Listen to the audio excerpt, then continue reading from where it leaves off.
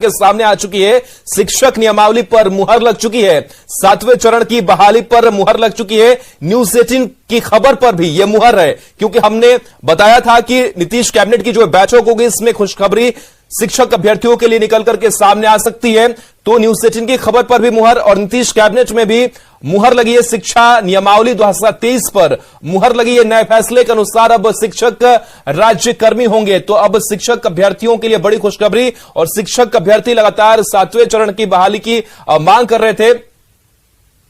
Sanjay phone line पर है। संजय, शिक्षक अभ्यर्थियों के लिए बड़ी खुशखबरी निकल करके सामने आई है। नई नियमावली पर मुहर लग गई है। क्या इस नई नियमावली में और किस तरीके से इसका फायदा अब सीधे शिक्षक अभ्यर्थियों को होने जा रहा है? देखिए, निश्चित तौर पर बिहार के शिक्षा महकमे से एक बहुत बड़ी खबर है और लाखों अभ्यर्थियों के लिए जो लंबे अरसे से वो अपनी उम्मीद लगाए हुए थे, सरकार ने उनकी उम्मीदों को आज पूरा किया है। और बिहार में बिहार राज्य विद्यालय अध्यापक नियमावली 2023 को नीतीश कैबिनेट ने अभी से थोड़ी देर पहले मंजूरी दे दी है और इसमें कई बदलाव लाए गए हैं।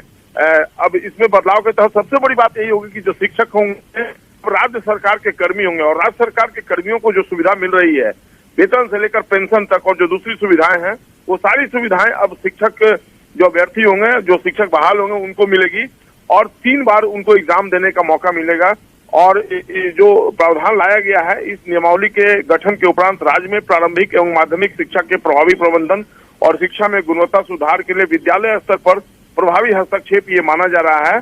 और बिहार सरकार के नियंत्रणाधीन जितने भी विद्यालय हैं, तो उसे अध्यापकों के एक नए संवर्ग का गठन हो सकेगा जो राज्य कर्मी की तरह होगा। इसके अलावा वर्तमान में पंचायती राज संस्था एवं नगर निकाय के अंतर्गत नियुक्त कर्मी भी इस नियमावली की नियुक्ति प्रक्रिया के माध्यम से राज्य कर्मी के नए संवर्ग में, यानी जो पंचायत शिक्षक है, नगर निकाय के शिक्षक है, उनको भी इसके माध्यम से परीक्षा में बैठने की अनुमति होगी और वो भी राज्य कर्मी बन सकते हैं।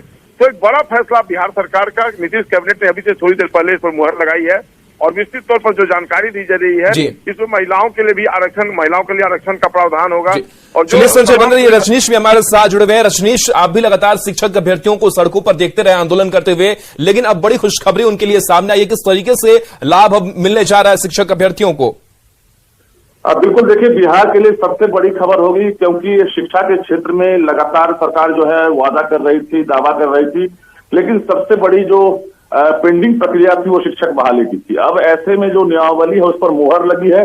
अब लाखों अभ्यर्थी हैं, उनकी उम्मीदें जगी है, तो अब जो है बहाली प्रक्रिया भी शुरू होगी। बता दें आपको, हालांकि जो उम्मीद नहीं की जा रही थी उन चीजों का जिक्र किया गया है कैबिनेट में। जो नई नियमावली बनी है उसमें आयोग के माध्यम से बहाली होगी। तो जो अभ्यर्थी अभी न्यूज 18 देख पा रहे हैं उनको ये जानकारी दे दें कि अब जो बहाली होगी वो आयोग के माध्यम से होगी। पहले क्या था कि जो नियोजन इकाई है उसके माध्यम से मुखिया या प्रखंड प्रमुख या जिला पार्षद वो करते थे, लेकिन अब आयोग के माध्यम से एप्लीकेशन जो है जारी किया जाएगा। और अब जो है जो अभ्यर्थी जो सीटेट बीटेट या एस्टेट पास है वो अब उस बहाली में डिजर्व करेंगे और वो एप्लीकेबल हो सकेंगे। तो इसमें सबसे बड़ी बात है कि महिलाओं के लिए एक बड़ा तोहफा दिया गया है सीएम नीतीश की तरफ से कि अब सभी विषयों पर 50% जो है आरक्षण का लाभ महिलाओं को दिया जाएगा। तो जो महिला अभ्यर्थी सीटेट बीटेट एस्टेट पास है उनके लिए सीधा एडवांटेज होगा कि अब वो टीचर बन सकेंगे आसानी से। सभी विषयों में उनको 50% आरक्षण मिलेगा। 3 लाख सीटें खाली है बिहार में, उसमें टीचर्स हैं, लाइब्रेरियन है, कंप्यूटर टीचर है, तमाम लोगों को अब फायदा मिलेगा। और 3 लाख में एक तरह से कहें तो माध्यमिक हो या फिर प्रारंभिक हो, दोनों की बहाली शुरू होगी। सबसे पहले ये बताया जा रहा है कि माध्यमिक के लिए विज्ञापन जारी होगा, उसके बाद क्लास 1 to 8 यानी प्रारंभिक के लिए विज्ञापन जारी होगा। तो जो विषयवार टीचर की कमी है बिहार में, अब जो है इस बहाली के बाद जो विषयवार टीचर है उनकी कमी दूर होगी और बच्चों को। चलिए, बिल्कुल रजनीश, तो बड़ी खुशखबरी है। फिलहाल बहुत बहुत शुक्रिया तमाम जानकारी के लिए। संजय भी हमारे साथ जुड़े हुए हैं। संजय, अब आयोग के जरिए जो बहाली है वो की जाएगी और पहले नियोजन इकाई के जरिए जो बहाली है वो की जाती थी, तो अब कितना अंतर होगा और पारदर्शिता भी अब पहले से ज्यादा होगी? शिक्षक नियुक्त होते थे बिहार में, नियोजन इकाई के माध्यम से होते थे और वो राज्य सरकार के कर्मी नहीं माने जाते थे, तो कहीं ना कहीं उनको चूसती थी ये बात। सरकार ने जो अब अहम फैसला लिया है कि कमीशन के माध्यम से सरकार एक कमीशन आयोग का गठन करेगी और आयोग जब परीक्षा लेकर उनको शिक्षक बनाएगा तो वो राज्य सरकार के कर्मी होंगे। तो ये बहुत बड़ी सौगात मानी जा रही है। निश्चित तौर पर नीतीश सरकार ने एक अहम फैसला लिया है। अब शिक्षक जो है केवल शिक्षक नहीं रहेंगे, वो राज्य सरकार के कर्मी भी रहेंगे। अब वो पहले शिक्षक कहे जाते थे, लेकिन राज्य सरकार के कर्मी तो राज्य सरकार की कर्मियों को सुविधाएं मिलती थी, वो सुविधाएं उन्हें नहीं मिल पाती थी। लेकिन सब बातें अतीत की हो जाएंगी। अब नए शिक्षक जो होंगे वो बिहार सरकार के एम्प्लॉय होंगे, या बहुत बड़ी सौगात है उनके लिए। और निश्चित तौर पर आयोग जो है उनको 3 बार परीक्षा करेगा, 3 बार वो एग्जाम में अपीयर होंगे, और इन तीनों बार में सेलेक्ट हो जाते हैं तो वो राज्य सरकार के एम्प्लॉय होंगे। ये बहुत बड़ी सौगात। और जो शिक्षक क्षेत्र से, जो शिक्षा जगत से जो लोग हैं, जिन्होंने उम्मीद लगा रखी थी, लाखों छात्र लगातार सड़कों पर प्रदर्शन कर रहे थे आखिरकार, और मुख्यमंत्री ने कई बार आश्वासन भी दिया, सार्वजनिक मंच से उन्होंने कहा कि आप पेशेंस रखिए, सरकार आपके लिए बड़ी चीजें लाएगी। और आखिरकार मुख्यमंत्री ने जो कहा छात्रों और अभ्यर्थियों से, उसको पूरा किया उन्होंने, और आज सरकार का वायदा पूरा हुआ होता दिख रहा है। और निश्चित तौर पर एक बहुत बड़ी सौगात शिक्षा जगत के लिए और लाखों ऐसे अभ्यर्थियों के लिए जो शिक्षक बनने का स्वप्न संजोए हुए थे, अब वो बिहार सरकार के कर्मी होंगे। जी, अब इस नई नियमावली पर मुहर लग चुकी है, लेकिन कहीं ना कहीं जो शिक्षक अभ्यर्थी हैं वो भी इस बात का इंतजार कर रहे होंगे कि आखिर जो पूरी प्रक्रिया होगी उसमें कितना वक्त लगेगा और कितनी जल्दी हमारी बहाली हो सकेगी। वक्त क्या लग सकता है, क्या लग रहा है इसके बाद से, अब मुहर लगने के बाद? जी बिल्कुल, देखिए जो प्रक्रिया होगी, नियुक्ति की प्रक्रिया होगी, उसमें तमाम प्रावधान ला दिए गए हैं। मंत्रिपरिषद को मंजूरी देती है, उसमें नागरिक होना चाहिए इंडिया का, एज का फिक्सेशन भी कर दिया गया। तमाम जो प्रक्रिया है वो तो निर्धारित कर दी गई, बस एक आयोग का गठन करना है और सरकार के लिए देखना होगा वो जो समय सीमा है, कितने दिनों के अंदर वो आयोग का गठन सरकार कर देती है। और जैसे ही आयोग का गठन हो जाएगा, निश्चित तौर पर इस आयोग का एकमात्र काम बिहार में शिक्षक, क्योंकि अब एक और फैसला लिया है सरकार ने कि अब कभी भी जो भी शिक्षक की नियुक्ति होगी इसी आयोग के माध्यम से होगी। अब कोई नियोजन इकाई नहीं होगी बिहार में, न तो नगर निकाय के माध्यम से नियुक्ति होगी, न पंचायत के माध्यम से होगी। अब आयोग के माध्यम से शिक्षक नियुक्त किए जाएंगे, और ये बहुत बड़ा फैसला है। जो फैसला लेगा अब आयोग ले, और जितना जल्द आयोग का गठन हो जाएगा निश्चित तौर पर उतना जल्द नियुक्ति की प्रक्रिया जो है वो भी शुरू हो जाएगी। जी, जो शिक्षक अभ्यर्थियों का एक आक्रोश दिख रहा था सरकार के खिलाफ, या फिर कह सकते हैं कि सड़कों पर उनका उतरना होता था, उस पर भी अब लग रहा है कि लगाम लगेगा। और एक चुनावी तौर पर भी अगर देखें तो क्या उस मद्देनजर भी सरकार ने ये फैसला किया है, क्या माना जाए? जी देखिए, निश्चित तौर पर जैसा कि मैंने कहा, चूंकि सरकार के लिए भी कम प्रेशर की बात ये नहीं थी। कई बार सार्वजनिक तौर पर उप मुख्यमंत्री हो या फिर नीतीश कुमार हो, जिस तरीके से लाखों अभ्यर्थी, हजारों अभ्यर्थी पटना की सड़कों पर उतरकर प्रदर्शन कर रहे थे, तो सरकार भी प्रेशर में थी। लेकिन थोड़ी नियमावली बनने में देरी हुई और एक बड़ा फैसला लेना था। आज का जो ये फैसला है वो साबित कर रहा है कि सरकार किसी बड़े फैसले को लेकर काम कर रही थी, और उसी बड़े फैसले को आज मूर्त रूप दिया गया है। ये मामूली बड़ा फैसला नहीं है, क्योंकि मैंने जैसा कि आपको बताया कि जो शिक्षक होते थे उन्हें केवल नियोजित शिक्षक का कर संबोधित किया जाता था। लेकिन आज आप जो फैसला लिया सरकार ने, वो बिहार सरकार के कर्मी होंगे, तो भला इससे बड़ी सौगात उनके लिए क्या हो सकती है। तो ऐसे में छात्र शिक्षक अभ्यर्थी जो सोच रहे थे उससे कहीं अलग जाकर सरकार ने उनके लिए एक बड़ा तोहफा दिया है। और निश्चित तौर पर देखना होगा धीरे धीरे जो संघ है उनकी तरफ से भी प्रतिक्रिया आएगी और वेलकम किया जाना चाहिए, एक ड्रेसिंग स्टेप बिहार सरकार की तरफ से। ऐसे में जबकि चुनावी साल जब नजदीक आ रहा है और लाखों अभ्यर्थियों की बात थी और सरकार ने जो उनकी उम्मीदों थी उन उम्मीदों को पूरा किया। चलिए संजय, बने रहिए हमारे साथ। पटना से शिक्षक नेता अश्विनी पांडे भी हमारे साथ जुड़े हुए हैं। अश्विनी जी, लगातार आप लोग आंदोलन कर रहे थे, नेतृत्व भी आप कर रहे थे, लगातार शिक्षकों का जुटान हो, नियमावली को लेकर के बातचीत हो, और अब लग रहा है कि आप लोगों का आंदोलन अब सफल हुआ है, अब उम्मीदें जग गई है ना? जी, सबसे पहले तो न्यूज 18 को धन्यवाद कि हम लोगों के आवाज को आपने प्रमुखता से समय समय पे उठाया है। तो इस बहुत खुशी का दिन है आज बिहार के नियोजित शिक्षक जितने हैं उनके लिए, अभ्यर्थियों के लिए, कि माननीय उप मुख्यमंत्री तेजस्वी यादव जी ने अपने जो घोषणा पत्र में इन चीजों का जिक्र किया था, उसको वो पहला कदम उन्होंने बढ़ाया है। तो मैं माननीय मुख्यमंत्री जी, उप मुख्यमंत्री जी और शिक्षा मंत्री जी का धन्यवाद करना चाहूंगा। साथ ही साथ ये कहूंगा कि नियोजित शिक्षक बिहार के जितने हैं उनके और भी बहुत सारी छोटी छोटी समस्याएं हैं, जिन पे अगर वो ध्यान दे दें तो बहुत ज्यादा वित्तीय बोझ भी नहीं पड़ेगा और समस्याओं का समाधान हो जाएगा। जैसे स्थानांतरण का मुद्दा है, बहुत सारी महिला शिक्षिकाएं हैं, शिक्षक हैं जो बहुत दूर दूर पोस्टेड हैं, वो अपने पारिवारिक दायित्वों का जिम्मेवारी का वहन नहीं कर पा रहे हैं, नहीं उठा पा रहे वो, तो ट्रांसफर की व्यवस्था सुनिश्चित की जाए।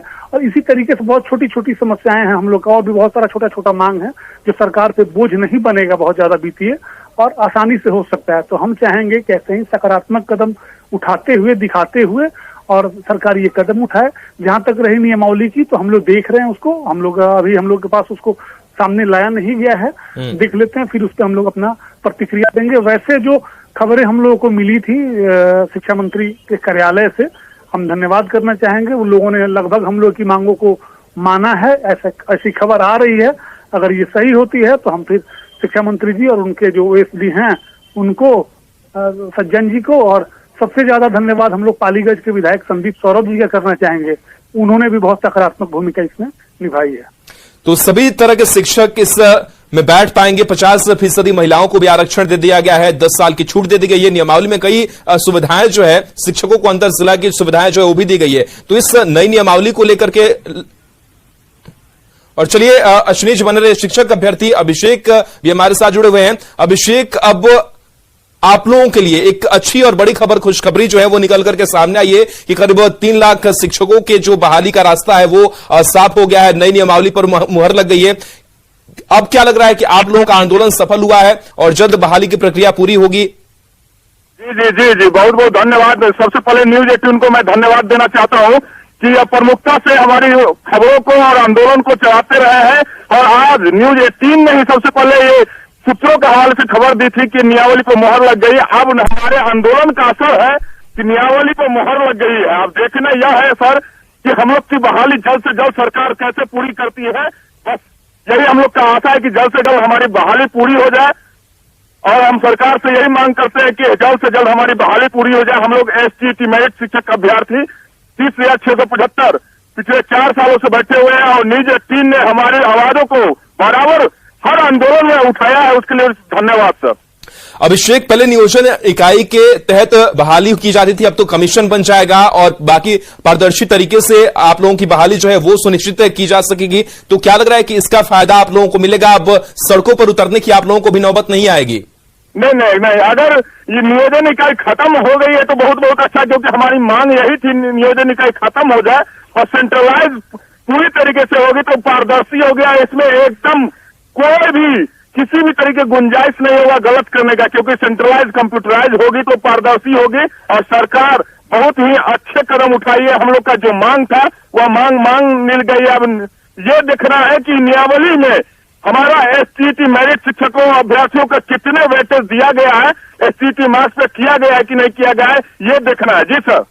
चलिए, बिल्कुल। तो आप लोगों की नियुक्ति की जो प्रक्रिया है वो अब और ज्यादा कह सकते हैं कि आसान हो गई है। आप लोगों के लिए खुशखबरी जो है वो भी सामने आ रही है। लेकिन जिस तरीके से देखा जाए, आप लोग लगातार आंदोलन कर रहे थे और कई मसलों को लेकर के उठा रहे थे कि जो पूरी प्रक्रिया होती है वो काफी अनसुलझी हुई होती है, वो सुलझी हुई नहीं होती है। तो ऐसे में जो नई नियमावली है जिसकी आप लोग मांग कर रहे थे, क्या उसके करीब मानते हैं कि इस नई नियमावली के जरिए नियम बनाए गए हैं और उसका फायदा आप लोगों को पहुंचेगा? जी जी, एकदम, क्योंकि 2020 का नियमावली एकदम डिग्री दिखाओ नौकरी पाओ पर चल रही थी। हम लोग का पूरा मांग था नई नियमावली में STT marks, CTET marks, BTech marks और सेंट्रलाइज प्रक्रिया अपनाया जाए। हमें पूरा विश्वास है कि नई नियमावली में यही प्रक्रिया अपनाया गया है और आज 3 लाख शिक्षकों की खुशहाली का दिन है, क्योंकि यह सरकार बहुत दिनों से टालमटोल कर रही थी। लेकिन हम लोग का आंदोलन जो ताबड़तोड़ आंदोलन कर रहे थे, क्योंकि बिहार में 6,421 विद्यालय में एक भी हाई स्कूल के शिक्षक नहीं है, जिसके लिए हम लोग आंदोलन अभी 31 मार्च को भी किया था। तो सरकार ने हमारी बात को ध्यान पूर्वक रखते हुए आज नई नियमावली को मोहर लगा दी है। उसके लिए सरकार को बहुत बहुत धन्यवाद देना चाहते हैं। साथ ही साथ न्यूज 18 को भी बहुत बहुत धन्यवाद देना चाहते हैं। पहले नियोजन के तहत बहाली होती थी, नियोजित शिक्षक कहलाते थे, लेकिन अब तो राज्यकर्मी का दर्जा मिलेगा। वेतन को लेकर के तमाम सुविधाएं भी आप लोगों को मिलने जा रही है। तो इसका जो फायदा है और इसका जो लाभ है उससे आप कितने आशान्वित नजर आते हैं? बहुत अच्छा लगा कि राज्यकर्मी का दर्जा, एक शिक्षक राष्ट्र का निर्माता होता है और राज्यकर्मी का दर्जा दिए जाने के लिए नीतीश कुमार जी को बहुत बहुत धन्यवाद देना चाहता हूं कि उन्होंने बहुत ही अच्छी पहल किया है। और नियोजित जो शब्द था ना, एक धब्बा टाइप का था टीचर के ऊपर, कि टीचर भी एक नियोजित होते हैं। इसके लिए मैं नीतीश कुमार जी, माननीय मुख्यमंत्री जी को बहुत बहुत धन्यवाद देना चाहता हूं। जी सर।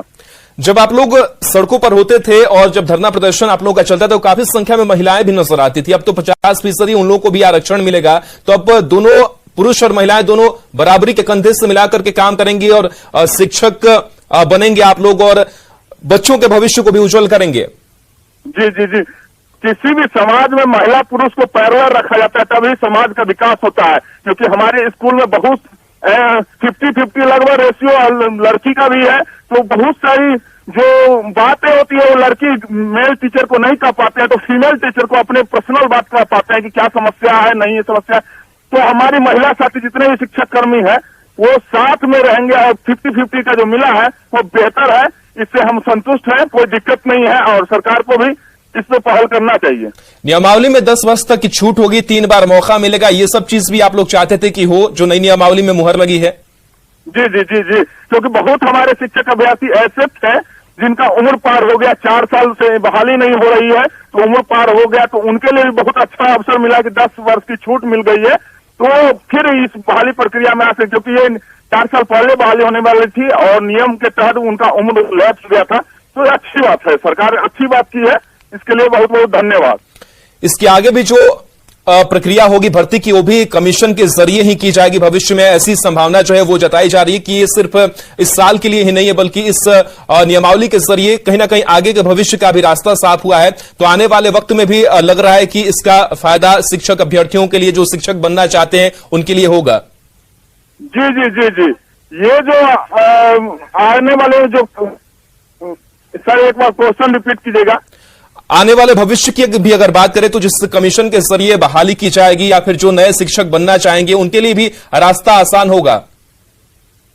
जी जी जी जी, क्योंकि यह आगे कंपटीशन एग्जाम से जब शिक्षकों की बहाली होगी तो बेस्ट और मेरिट शिक्षक की बहाली होगी। जिस तरीके से एसटीटी मेरिट शिक्षक प्रतियोगिता परीक्षा से हुआ था, उसी तरीके से एग्जाम अगर शिक्षकों की होगी तो बिहार एजुकेशन में नंबर 1 पे जाएगा, जो कि अभी सबसे नीचे स्तर पे है। सेंसेक्स उठा के देख लिया जाए तो लिटरेसी रेट सबसे नीचे है। तो हम चाहते हैं कि सरकार का जो कदम है कि कंपटीशन के द्वारा शिक्षकों की बहाली हो, वो बेहतर कदम सोची गई है और शिक्षकों को अच्छा अवसर मिलेगा, क्वालिटीपूर्ण एजुकेशन मिलेगा बच्चों को। इसके लिए बहुत बहुत धन्यवाद देना चाहते हैं। सरकार ने, अभिषेक जी, अपना पूरा काम कर लिया है कि आप लोगों की भर्ती आसान हो जाए, लेकिन अब जब एज ए शिक्षक आप लोग पढ़ाने के लिए जाएंगे तो आप लोगों के ऊपर भी बड़ी जिम्मेदारी होगी कि बच्चों को किस तरीके से गुणवत्तापूर्वक हम शिक्षा दें, क्योंकि आप लोगों की जरूरत थी तो आप लोग साथ आकर के आंदोलन कर रहे थे और तमाम चीजें शिक्षकों के, शिक्षक अभ्यर्थियों के साथ कोऑर्डिनेट करके कर रहे थे। तो क्या लग रहा है कि आप लोगों की भी कितनी बड़ी जिम्मेदारी होगी ताकि आप लोग बच्चों को अच्छी शिक्षा दे सके? जी जी, हमारी पूरी जिम्मेदारी है। जिस तरीके से मैंने अपनी प्रतियोगिता परीक्षा को पास किया, ठीक उसी प्रकार से हम अपने स्कूल में जाके बेहतर एजुकेशन दे बच्चों को और क्वालिटीपूर्ण एजुकेशन दे, ये हमारी जिम्मेदारी बनती है। जैसे ही मैं स्कूल में जाऊंगा तो बेहतर शिक्षा दे पाऊंगा और अपनी पूरी कर्तव्य निष्ठा से 100% मैं अपनी पूरी 100% दूंगा बच्चों की पढ़ाई के लिए। सरकार से नाराजगी भी थी आप लोगों की क्योंकि आपकी मांगे पूरी नहीं हो पा रही थी, लेकिन अब सरकार ने आपके लिए सोचा है, नाराजगी आने वाले समय में या फिर अब लगता है कि दूर हो रही है?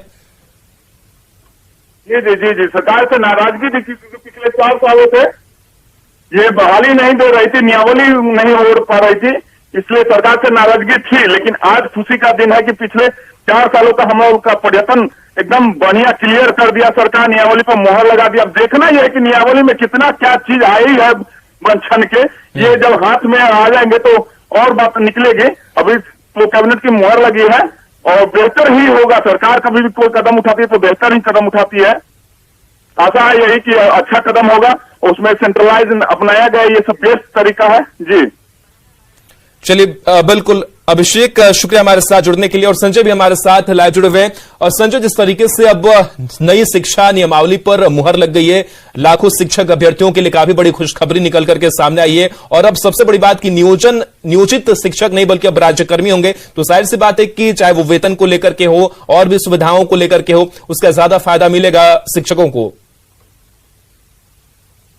एक बात है कि अभी तक जो नियोजित शिक्षक हैं उन्हें भी अगर शिक्षक बनना होगा, राज्य सरकार का कर्मी बनना होगा, तो उनको भी एग्जाम में अपियर होना पड़ना होगा। राज्य सरकार का कर्मी बनना होगा तो उनको भी एग्जाम में अपियर होना पड़ेगा। ये सबसे बड़ी बात है। वो नियोजित शिक्षक ही रहेंगे जब तक वो जो आयोग का गठन होगा और उस एग्जाम में वो पास नहीं होते हैं तब तक वो नियोजित शिक्षक ही कहे जाएंगे। उनके लिए कोई विशेष सुविधा की बात नहीं है। हाँ, नए शिक्षक जो बहाल होंगे वो अब राज्य सरकार के कर्मी होंगे।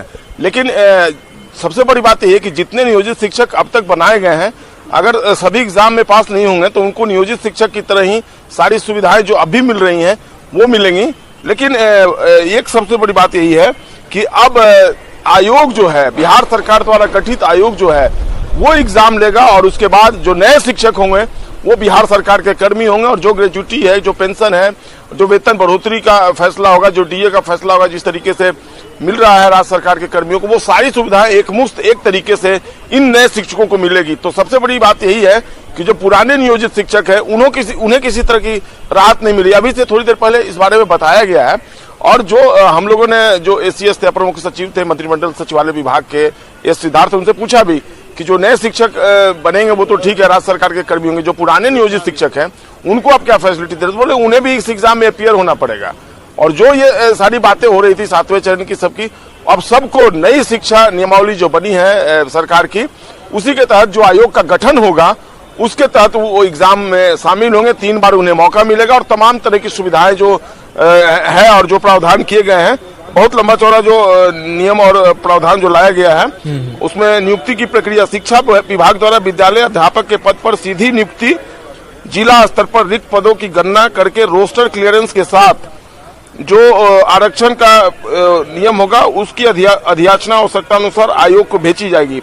यानी जो जिला के अनुसार जो रिक्तियां होगी उसको आरक्षण के कोटिवार अधियाचना आवश्यकता अनुसार भेजी जाएगी और सीधी भर्ती हेतु जो नियुक्ति के लिए आवेदन मिलेगा उसकी जो अनुशंसा की जाएगी, उसके आलोक में आयोग रिक्तियों की संख्या विज्ञापित करेगा। यानी इसके लिए विज्ञापन निकाला जाएगा और आयोग द्वारा विज्ञापित आवेदन पत्र से विद्यालय में जो संख्या होगा वो तय होगा और अध्यापक अभ्यर्थी द्वारा योग्यता से संबंधित स्व घोषणा के आधार पर उनकी उम्मीदवारी का मूल्यांकन किया जाएगा। तमाम तरह की जो बातें हैं वो धीरे धीरे अब स्पष्ट होने लगी। यानी सरकार ने जो नियमावली है वो करीब करीब तय कर लिया है और आयोग जो है वो विद्यालय अध्यापक के सभी पदों पर सीधी नियुक्ति से भरे जाएंगे। विद्यालय अध्यापक के पद पर नियुक्ति हेतु अनिवार्य जो अर्हता होगी यानी योग्यता होगी वो इस प्रकार से होगी, भारत का नागरिक हो एवं बिहार राज्य का स्थायी निवासी हो। देखिए इंपॉर्टेंट बातें मैं आपको बता रहा हूँ, इंडिया का वो सिटीजनशिप उसको मिला हो लेकिन वो बिहार का नागरिक होना चाहिए। विद्यालय अध्यापक के पद पर नियुक्ति के लिए राष्ट्रीय अध्यापक शिक्षा परिषद द्वारा समय समय पर निर्धारित शैक्षणिक एवं प्रशैक्षणिक योग्यता को वो धारित करता हो, यानी उसके पास ये क्वालिफिकेशन हो। विशेष विद्यालय अध्यापक के लिए अर्हता भारतीय जो पुनर्वास परिषद है उसके अनुसार जो रूल रेगुलेशन है उसके अनुसार वो एक्सेप्ट किया जाएगा। तीसरी बात है कि राज्य सरकार एवं केंद्र सरकार द्वारा समय समय पर आहूत शिक्षक पात्रता परीक्षा उत्तीर्ण हो, लेकिन वर्ष 2012 से पूर्व नियुक्त एवं कार्यरत शिक्षक जो दक्षता परीक्षा उत्तीर्ण होंगे उनके लिए शिक्षक पात्रता परीक्षा में उत्तीर्णता अनिवार्य नहीं होगी।